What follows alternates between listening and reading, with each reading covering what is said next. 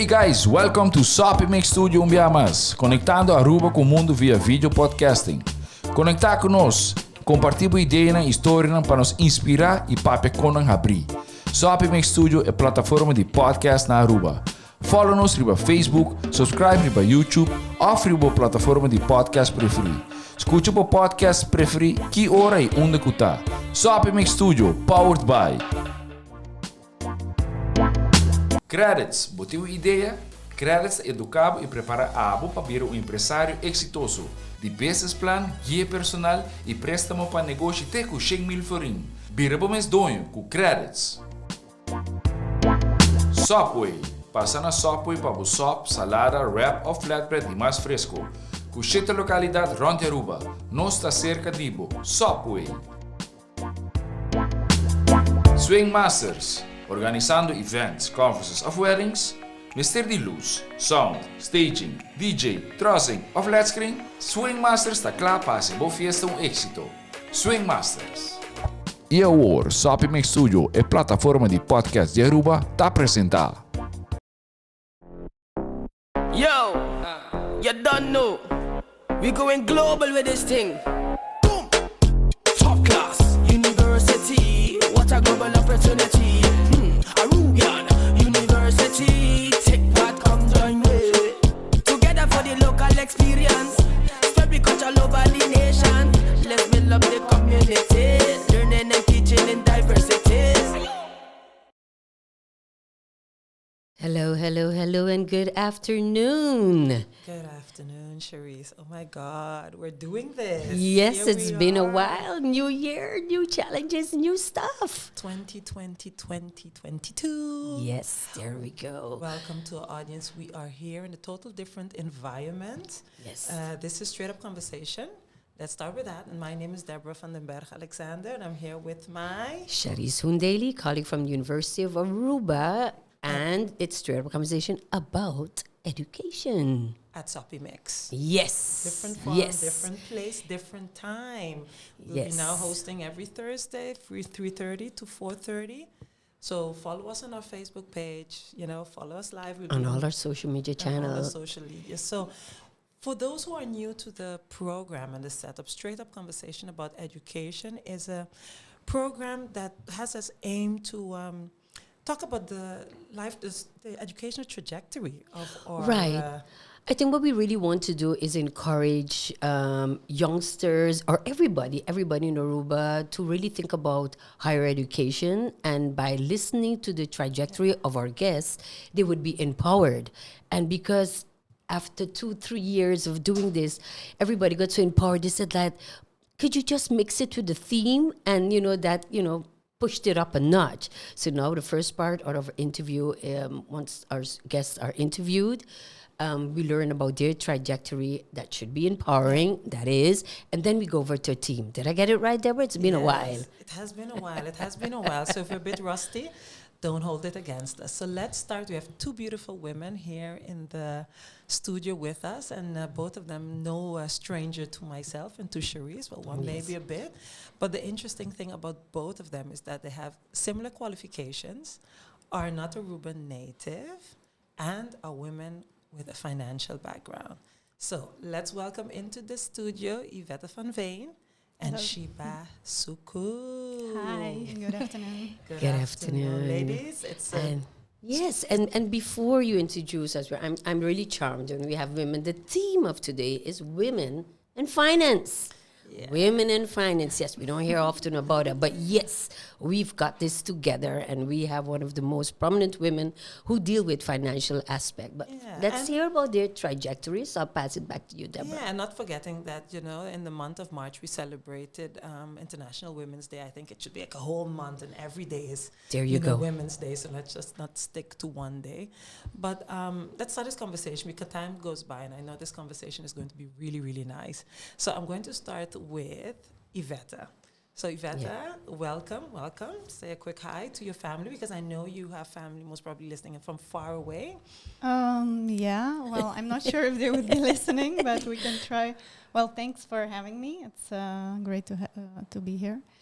So hello to everyone who is tuning in. So Iveta is, I'll share a minute Yeah. because she's a bit Yes. shy. Iveta is the financial manager of the University of Aruba. You've been doing this for now 3 years Three already. and a half years, yeah. And you're Yeah. originally from Try. Slovakia. Slovakia. Yes, We got it We right. got it right. Very good. Yes. And I know yes. that, there's so many things taking place Right now, yeah. around there. But we'll come back to that. So that's Iveta. And we have Miss Shiba Suku. Shiba, give a shout out. Hello, big shout out to everyone. I'm from Trinidad, so we like to shout out our people. So hello to my Trini people, my Arubian friends, my family, to everyone who's listening. I'm really thrilled to be here. Thanks for having me as your guest. Yeah. So, okay, before we dive in, thanks for accepting it. We don't always hear so much about women in finance, or I think now compared to before, yes. And, so we sure would like to know how it felt, what the challenges were. But before we get that, I think it's important we take a look at your trajectory, because sometimes when people see you, they're like, yeah, they're lucky, they have family and they know blah, blah, but they don't know your trajectory. So before we go into the topic, we're going to share a little quote. We're going to call it, we're going to say, creating wealth comes down to discipline. So that's going to be our guideline for this afternoon. But first, we're going to listen a bit on their trajectory. So let's go back to Iveta. Tell us a bit more where you went to school, what you did, a few of your challenges, or not only challenges, but also what you achieved, your achievements. So I come from east of Slovakia. That's where I grew up and where I lived until I was 18. So I went to high school there, and then I went to study to Prague. I went to study economics, so corporate economics, and specifically financial management. Sometimes you ask whether, some people already know what they want to do in life when they are 18. And I think that's one of the first challenges that you have to make that decision so young, and you don't know yet what it means. So with me, it wasn't something that I thought, okay, I'm going to finance. It was more, I didn't know exactly what I wanted to do at that age, so I thought maybe I can go study law or even political science. I was considering even like marketing or those kind of art school. So I had really a broad spectrum of interests, and I wasn't sure what to do. So it was more like I ended up with economics. So it was not a choice. So that's also what I want to say. It wasn't at the end of the day, you had to make a choice, because it's not like you had a choice between two things, as the list is quite long. Yeah. What was the determining factor in making that choice? Was it because I you think thought it was more to which school I got, kind of a thing. So Okay. it was really that, and also because I didn't have, clear paths. Like some of my schoolmates had, they wanted to be a doctor or this and that. I didn't have that, so it was more like what, And it sounds a bit, but I think it doesn't matter in the end. Because I am glad that I went this direction, because finance, and we can talk about it later, it gives you a lot of freedom, it gives you a lot of international opportunities. Finance is a universal language, so you can work anywhere in the world, basically. I see Shiba shaking her head. As long as you speak English. So I think from that sense, it was a good choice. But of course, later in life, you have other choices that you can make, and I stick to this choice, and I do not regret that. I really enjoy it. You get good at your work, and And after you finished in Prague, then you ended up at a certain point in Amsterdam? Yeah, correct. So I studied in Prague. I worked there a couple of years, and then I went to the Netherlands, to Amsterdam. I wanted to have some international experience, and my plan was to go there for 2 years. And then, and it became 10 years. So, and then in Amsterdam, I met my Aruban husband. love of her life. Love of my life. Shout out for your husband. Exactly. And I moved to Aruba then after 10 years being in Netherlands. Before you just continue the next question, those of you listening, and if you just listening, this is a conversation about education powered by the University of Aruba. And I'm thankful that you're sharing that, because so often we say, no, in Aruba, the children don't know what they want to study, but it's a universal thing. You know, when you're 18, you're 18. Yeah. Yeah. And the world is open for you and you just don't know. Yeah. And you just take a direction. And in your case, you end up in finance and you loved it because you see it opened the world for you. Yeah. Back to you with the tracks. And I just wanted to, those listening in Aruba from, look, it's a universal and problem. the funny thing is because I know, Sheba a bit more.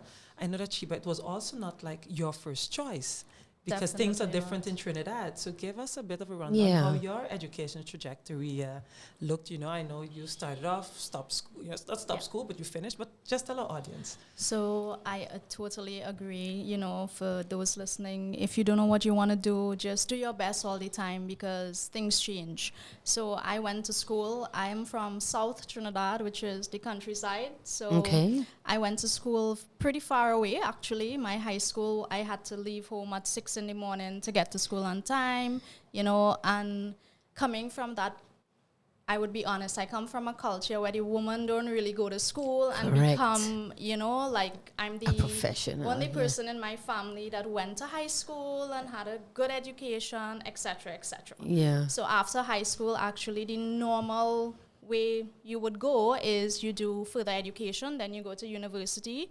For me, I started to work because that was the next best step. When I was going to school, I hated business.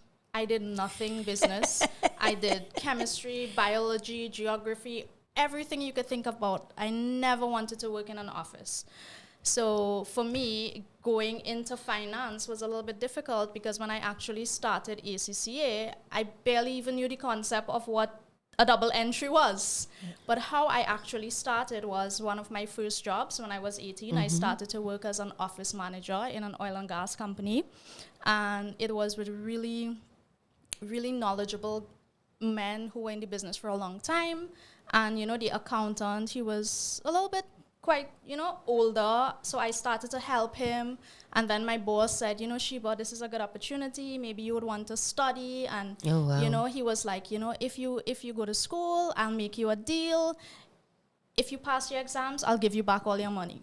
So for me, I love those challenges. Yes. So I started to study ACCA, and at that time in Trinidad, you can just go to school, you pay, you go to school in the evening. So working, studying, it's a little bit challenging. Yeah. So you have to be focused, you have to be dedicated, and it was like an investment. Okay, I spend my money now, I pass my exam, and then I get a bonus at the end. Wow.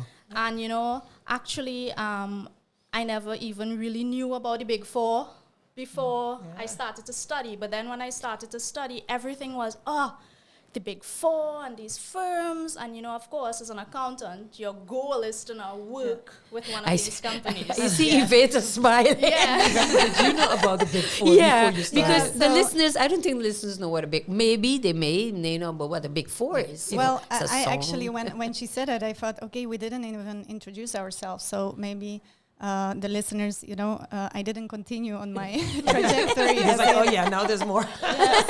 So in Amsterdam, I worked in the Big Four. So that is, I worked in PricewaterhouseCoopers, a company that is very famous for accountants. It's one of the 4 biggest ones. And I worked in financial audit. And then in Aruba, I'm the finance manager at the University of Aruba. And that's one of the Big Four. That's the Big Four. But the funny thing is, Sheba did internal. Now she'll talk about your new challenge. Yeah. But at previously PwC is now Grant Thornton. Yeah. So that's to say you both have so much in common. Yeah. And funnily, I know that Iveta, your husband, used to work with Sheba. Yeah. So it's really also a small world, this small financial, community. Especially here on the island. So having said that, going through, you were saying you had learning moments, because your whole trajectory is a lifelong learning experience. Yes. And I know for people in finance, accounting, you guys continuously have to educate. It's not like you got that degree. Yeah.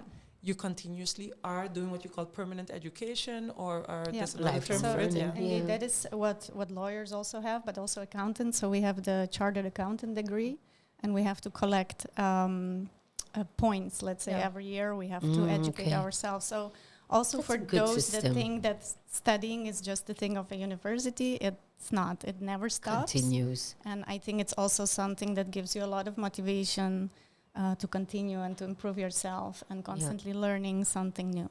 But before we go to Sheba, I have a burning question for you. How was it? Because I guess you were maybe the first, second, or just 3 women in your class or in that area when you started to work. How was that experience? No, I don't think, I don't have experience like what you said, that it's a male-dominated world. I think maybe it's a male-dominated world on top. So the partners and the really the top management is still male-dominated, at least from what I see.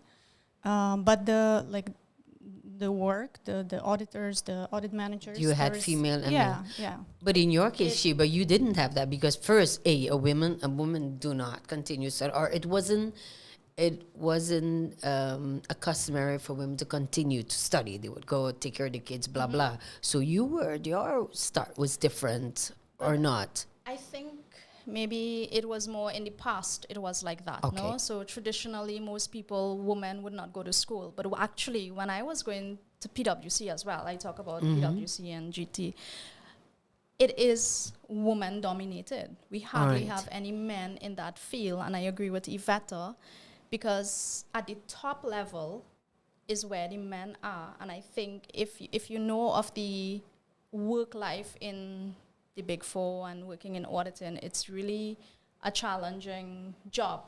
So a lot of women, they tend to take a more, 8 to 5, 9 to 4 kind of job at that level. Yeah. So you see the top partners, for example, are men, but in the lower level areas, up to managers, it's mostly women. Mostly Yeah. women. In accounting, for us, accounting is always woman dominated. And in Aruba, it's the same because, at my office, for example, we don't have a lot of men. It's much more women, the proportion. Yeah. Before, because Deborah's going to do, I know she's going to ask, what's the next step for us women to get at that top level? But before you ask that, or anything in that class, I know. But one thing you mentioned before, you said you weren't sure what you were going to do. You got a chance to work and so on. What would you say to those youngsters out there or parents out there is it okay for kids to go work? Because parents was like, oh, no, continue study. And then they pick something they don't really know what they want. Do you think having some working experience will be helpful in making choices? Definitely. I think it is helpful in making choices because, like, for me, I chose that career because I started to like what I was doing. And I've known other people as well who started a career or they studied something totally different and then they ended up doing something else. I would even say, like, right now, so I started off as an external auditor. And then when I moved to Aruba, I came for 1 year. 5 years later, I'm still here. I couldn't leave. I love Aruba. But the thing is, you go into different things. Like in Aruba, I started to do internal audit. Now I also got qualified for internal audit. So I'm also a CIA. The thing is, I also started to work a lot with financial services. So if I were to say I finished high school in 2009. Oh, wow. And I'm still studying. Right. Last year, I finished another qualification.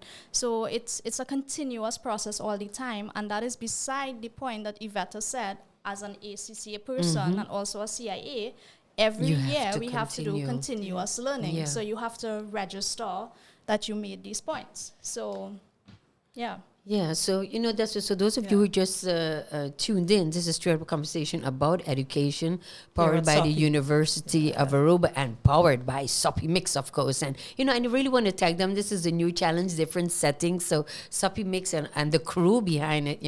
A shout out to you as well as having us here as university. And for everyone listening in, I'm Deborah Alexander, and you, Cherise Daly. We are both, workers of the University of Aruba, and we are happy to be able to have these conversations because we think education is something often that people think it just happen within the school walls, and I think it's something that happens all around you. We should be able in a bar talking about education because without, and I'm not saying always a formal education, even though working at the university, people would say, oh, you need to encourage formal education. I think the informal part of learning is a very important one, and we forget that everyone learns in a different way and are taught and perceive learning in a different way. So let's not forget that. But before we come back to the question on women at the top in finance, I just want to, break up the seriousness of this conversation. And tell us something about yourself. I'll start with Iveta. You know that Nobody knows. nobody knows, or your family knows, but for the outside world, it's like, no, never, Iveta. I don't know. Well, What are you doing there? But that wasn't part of the script. That was important. So describe yourself. What would your friends say about you? Yeah. That's a bit more, easier. Yeah, I think like the friends that really know me, maybe from back home, they would say adventurous and that's surprising. I found independent, her, independent, flexible. I think that also comes now from all the moving and actually living now in the fourth country, calling my home. So that's what I think. What I think maybe you don't know is that one of my hobbies is photography. Oh, I didn't know that. We don't know that. You see, We're not friends. You see, audience, Maybe if you want sometimes. something, then Yeah. So when you have meaningful conversations, sometimes Yeah. take time, because this is also part of the process of growth and education as well. Not only what you're actually doing as a professional, but you as a person, as a whole.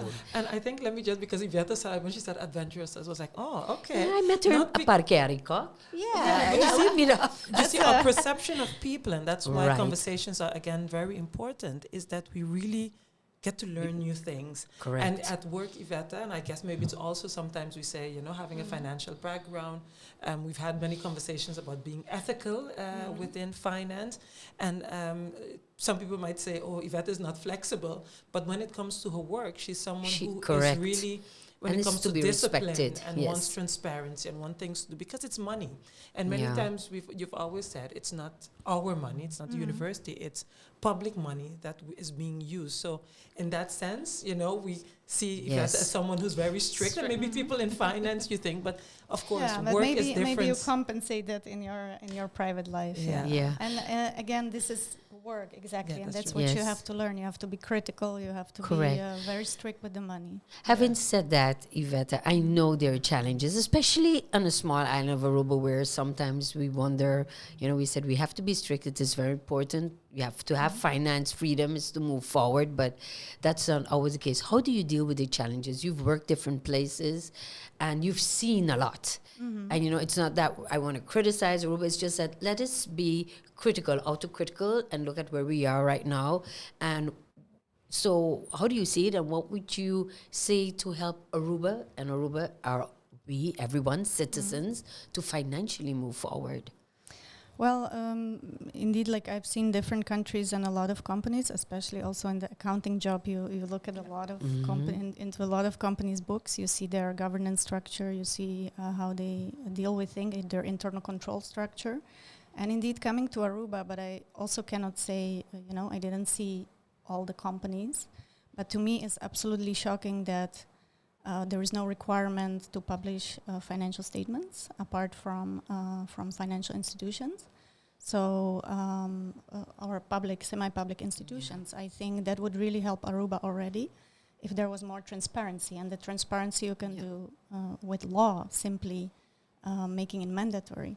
And also that so many public and semi-public institutions are so many years behind in their financial reporting, not even saying the information is public, but even for their Not own even, they internal don't. review. So that is something that is really shocking for someone who is coming from, let's say, Abroad. Netherlands. Yeah. And before we continue on that note, and I'll go the same question to you, Shiba, so people know, tell us something about yourself that our audience definitely doesn't know. Besides the roti dog, Yeah, but she that's is- okay. I have to taste this roti dog. Everybody talks about Her the roti roti dog dog from is Sheba, wicked. but Okay, yeah, I'm known for my cooking skills in Aruba. But yeah, my friends would always say that I'm really passionate and, dedicated and a little bit soft, I'm a genuine, I like to be liked kind of person, so I kind of always try to, do things your for best. people to like and, just to make everybody happy then. That's my personality.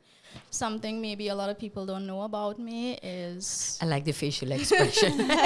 Observe everyone. Check out the facial expression. I'm a little bit soft-hearted in terms of I write poetry.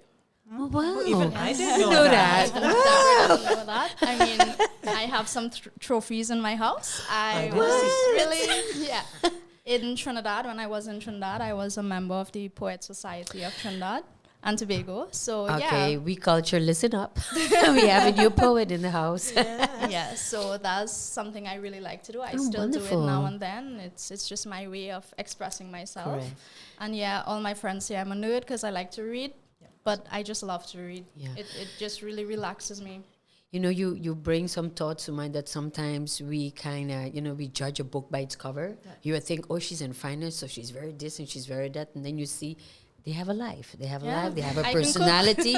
So, don't let us judge. It's Yeah. their job. It's their responsibility to do what they have to do. So that is why they have to be strict because, like you said, financial discipline is extremely important.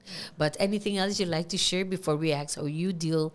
What are your, thoughts on the financial situation and how we can move forward? No, I think, it's what Iveta said, especially being, as I come from a big part of my career was being an auditor, and you're not the favorite person.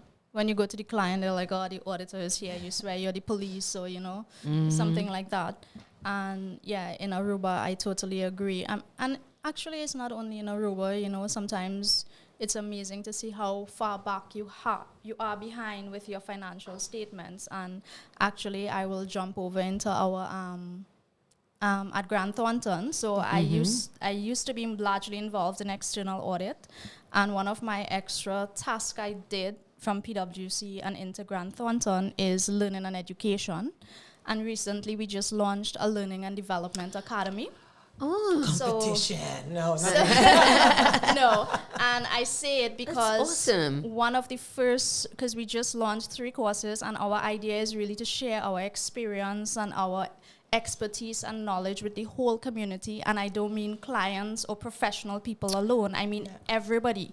So one of the first courses we have actually is an introduction to financial statements for non-finance staff, because I think it's important for people who are just, I don't want to say ordinary people, but you know what I mean? People who don't have a financial background to understand what is a financial statement, what is it, how can I use it? So the course was actually designed to, to show you how to prepare and how to interpret your financial statement so you can understand what's happening, Okay, so I'm just going to recommend, because Yes. of course we can't do free promo for Grant Thornton, but all I would want to recommend, what's the website where people can go to for more information? It's grantthornton.awe. Okay, and then they'll find out And the then they'll dates and find- everything, Yes, so yes. to Okay. follow. And I think that's really nice. I mean, I made the joke about competition, but I think having more platforms on the island Correct. where we can support development of the professionals in whichever area. And as you said, these are finance for dummies.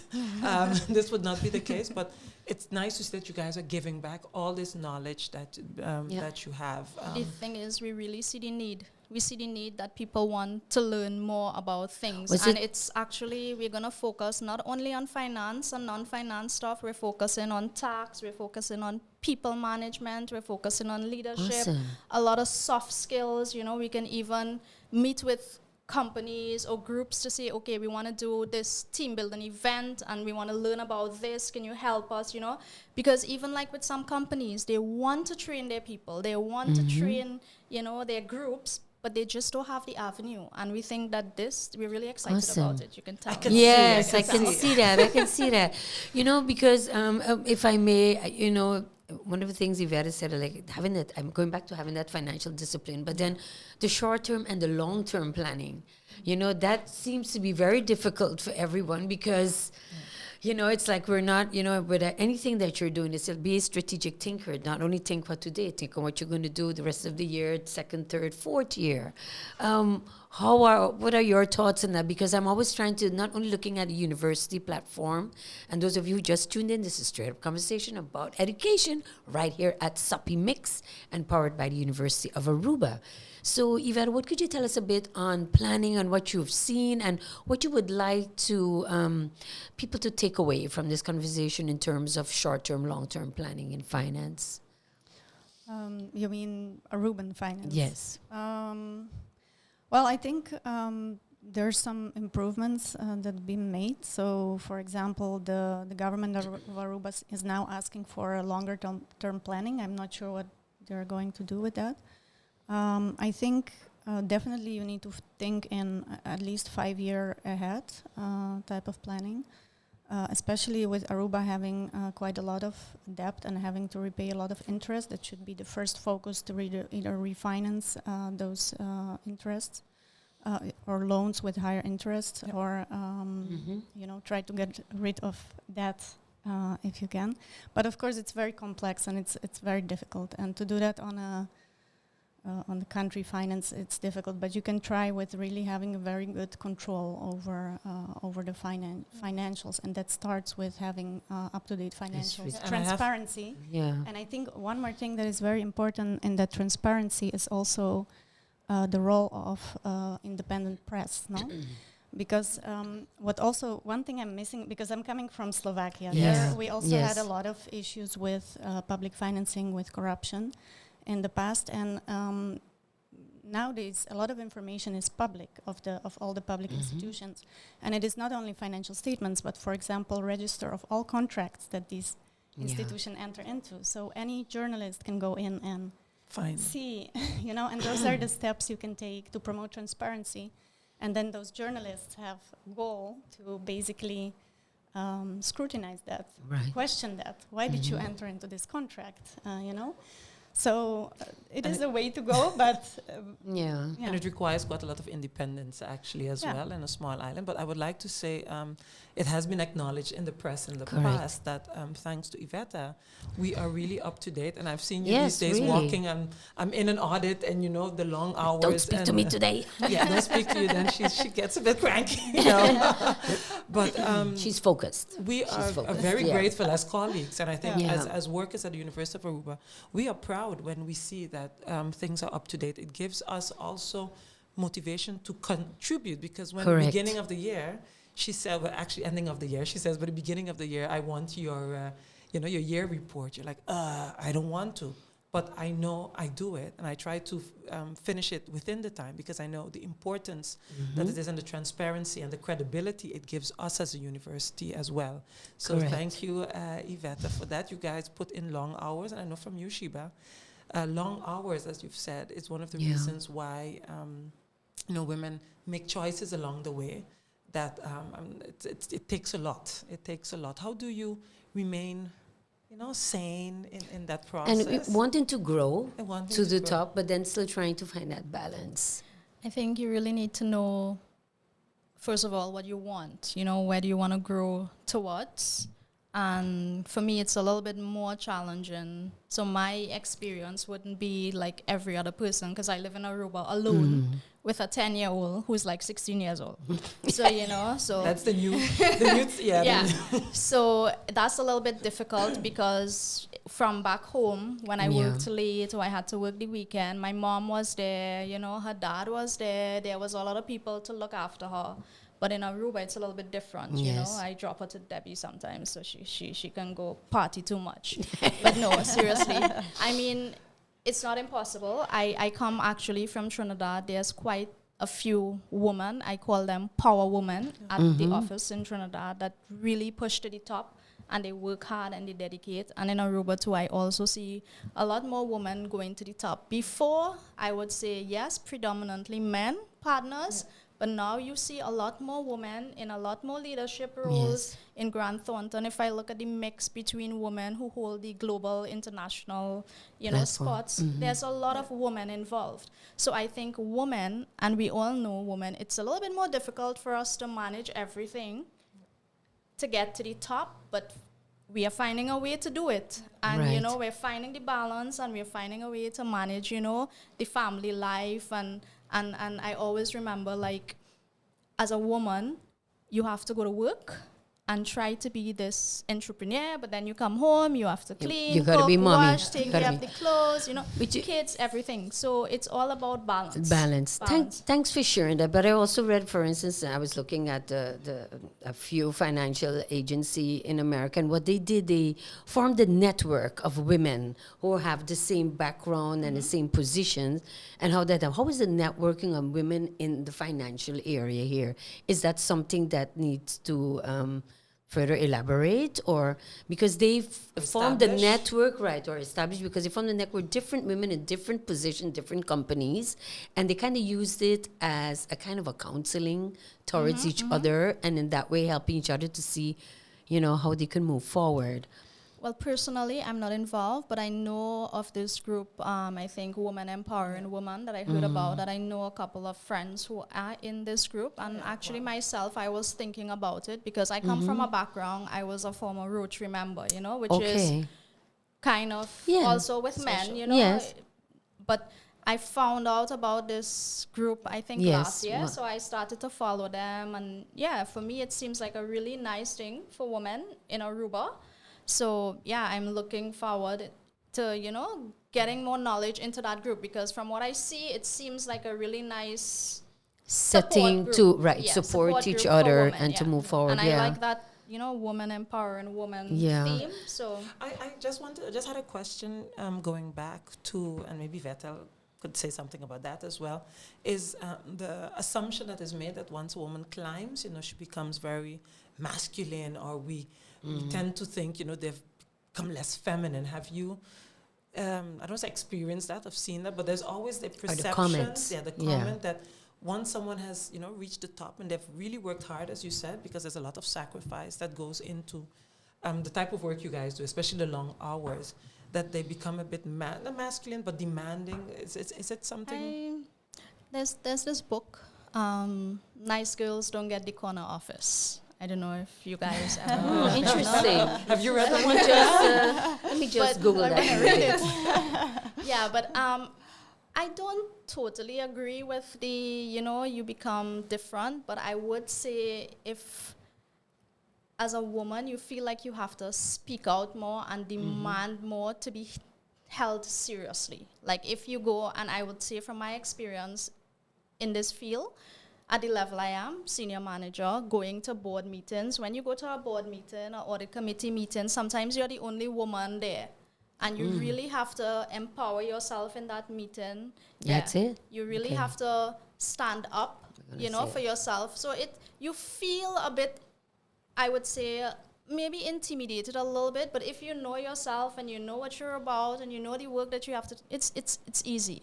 Okay. So I don't think you have to go be, more macho. It's a like you don't have to misconception make yourself again. into a man if you're in a higher position. I think it's a misconception that people think if you're on top, as a woman, for example, if you have to talk to a man who's a manager or supervisor, you should be like a man to talk to him. No, I don't agree. I totally embrace what you're saying, because I think so too. So I think in the past maybe it's a thing of a past a little bit. I think nowadays, and I also think you shouldn't become a man in order to be successful. You should stay a woman and still, build on your strengths and on your opportunities that gives you as well. So. In the month of February, we had a lecture with Christy Hammer.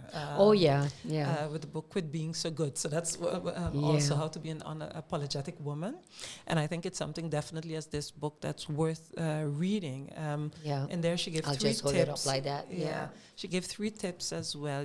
We as women should take up space. Stand proud. Stand all right. Also be first in everything. So let's not wait until, let me see who else. No, if you know it, be first.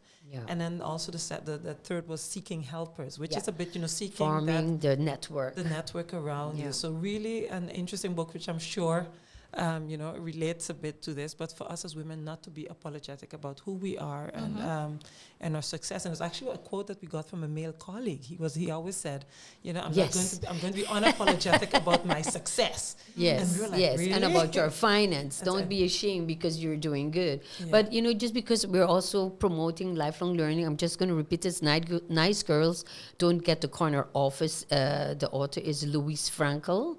Yes, unconscious mistakes women make that sabotage their careers. So we would like to encourage our listeners and viewers to please, look, because it's a continuous process. It's a continuous. So thanks for sharing that. But I want to go back one more, if it's okay. I think we still got some time. Got some minutes. You said GT is actually building on educating a finance to the nation. And I'm going to ask you, and I'm also going to ask Yvette, one of the things sometimes Deborah and I talk about is the pension. The pension here, or, people is like, I got to wait for government pension, or I have this and I have that. If you would have an opportunity to say to everybody out there, because people wait until they're 60 and then say, I have to think of my pension. And then usually it's not part of the process at work that you get educated on your pension. Is GT doing anything of that, or what would you say to our viewers and listeners?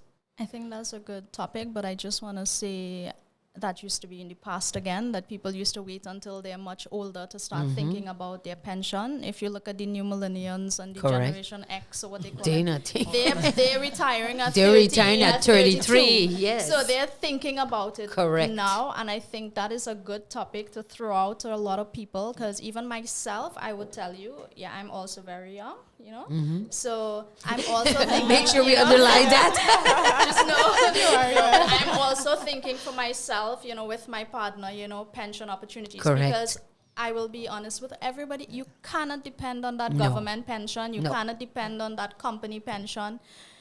It's not going to sustain you for in your the lifestyle. Life at that. And as things are going and becoming more expensive. Correct. So you need to start to think about, and I think maybe during COVID time, people started to really think about the future. I would say, about not just individuals, but also companies started to think about projections and budgets and what's going to happen, et cetera, and, planting a little garden and, thinking how to, how to be, okay, one of my goals personally, actually, with my partner actually, is to live with as little expenses as you can.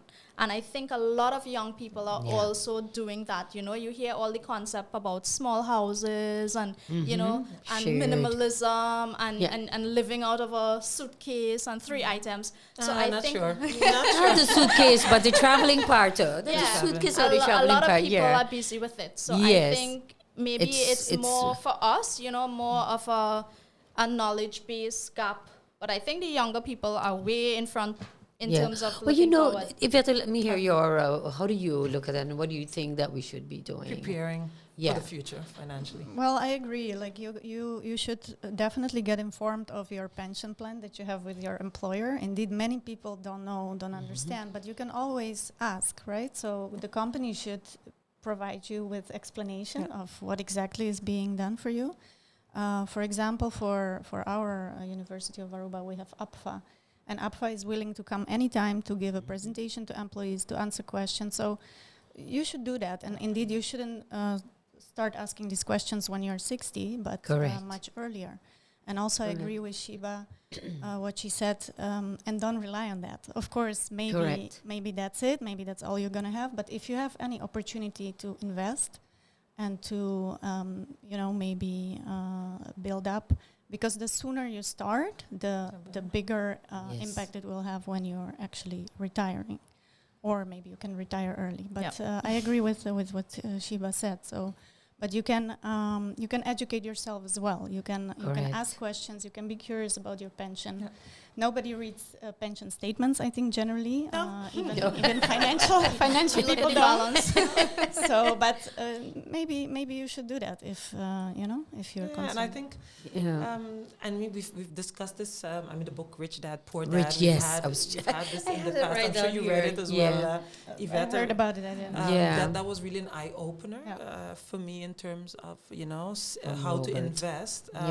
But I think just looking at where things are going realistically, and before we came to the show, I was talking to a colleague, and she said, well, my money doesn't reach me as before, and then you start becoming very critical to where you spend your money. I think that's already where we can save a lot. I know of myself, but others who, during the COVID, we saved a lot. You know, we It saves more ate than less. ever. I mean, of course, it's good to support your local restaurants and everything, but sometimes simply as, cooking a meal that goes 2 days instead of, spending it. It could help, but that's just... And I think like what we started out this conversation about the financial discipline is also, what do you teach our children on financial discipline from? Do we give them everything? Or, we all have kids and it's always like, okay, do we do we know? Could we do this? And, depending on what your possibilities are, you're like, okay, let me think twice. Do I have to give him an iPhone or not? He has to work for it.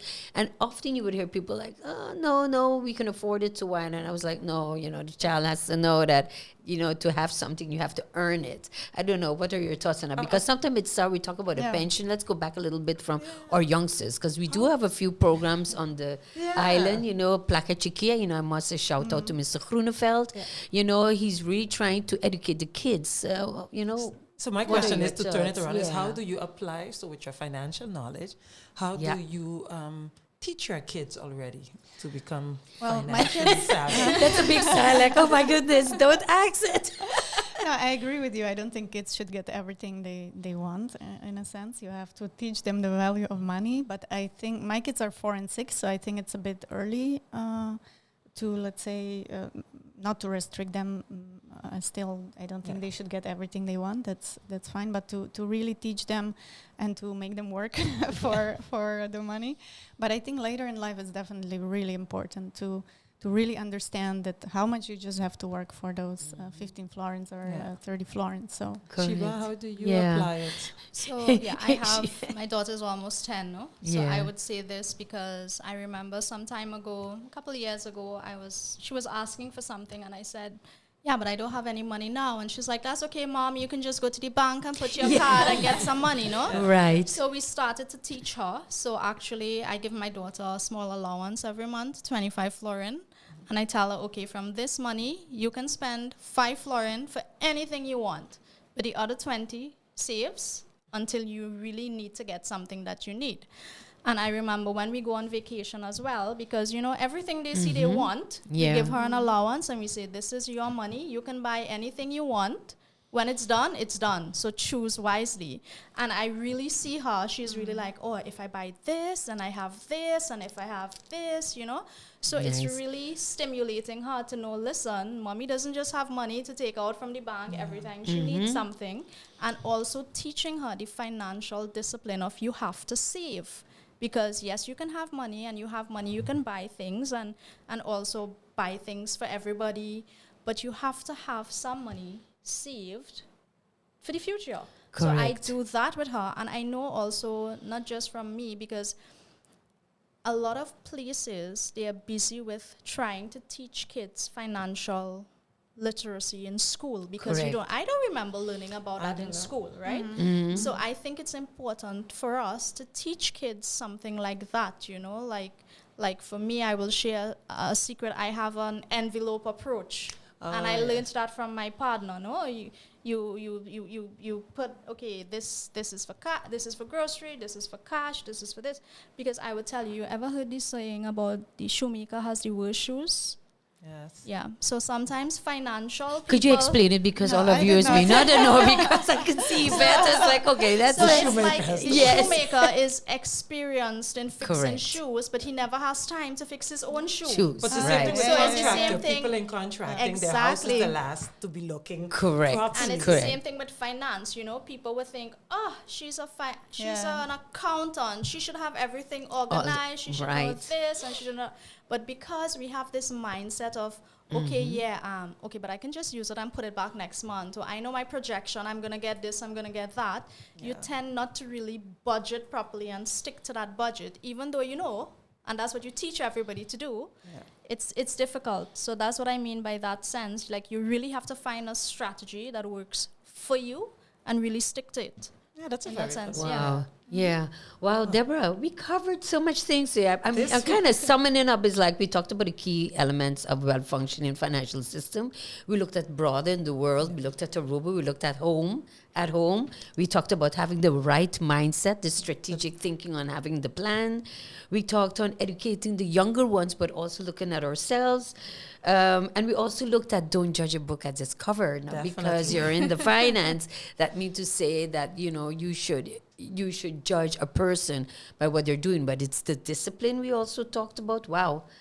We covered quite a bit. I must say. Quite a bit. And I know for both ladies who are like, what do I need to do? But as you see, it's just a conversation, and we hope that you enjoy it because, you know, without you realizing, it's almost been an hour of conversating, and we hope that those listening in will enjoy it. Those looking at this, you know, video in a later date would enjoy. And if they have any questions, feel free to approach Charisse or I. So via cll@ua.away or at OSA @ua.away. Yes. Send us a note, send us a shout out. Maybe you have a remark. Maybe you have a story that you would like to discuss as well on the program. Or just, you know, place a comment. Place a comment on whatever social media. If it's the social media of the University of Aruba, of Sopi Mix, we are in partnership right now. We are collaborating, so it will get to us, and we will make sure and answer that. Yes, and as you've heard from both ladies, they both started off with a different, not knowing, but ended up where they had to